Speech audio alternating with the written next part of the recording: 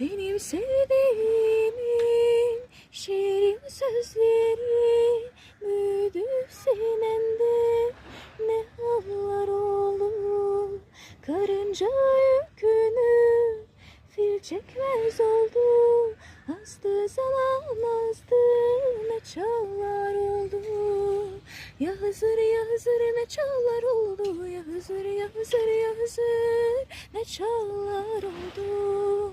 Talip gelmez oldu bir nefesine, elin alıp gitmez oldu yazına. Dağlar sindi tepeler gölgesine, büyüdü tepeler, ne dağlar oldu. Ya Hızır ya Hızır ne dağlar oldu. Ya Hızır ya Hızır ya Hızır ne dağlar oldu. Nesimi üzüldü, Mansur asıldı, Ali düldüle bindi, küffar basıldı.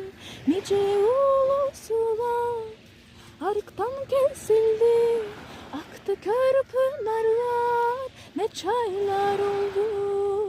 Ya Hızır ya Hızır ne çaylar oldu. Ya Hızır ya Hızır ya Hızır ne çaylar oldu. Gönül tırnağım uçtu, gitti gölünden. Bülbül vazgeçer mi Gonca gülünden? Abdal Pir Sultanım çarkın elinde, dideler yaş döktü, kanallar oldu. Ya Hızır ya Hızır kanallar oldu. Ya Hızır ya Hızır ya Hızır kanallar oldu.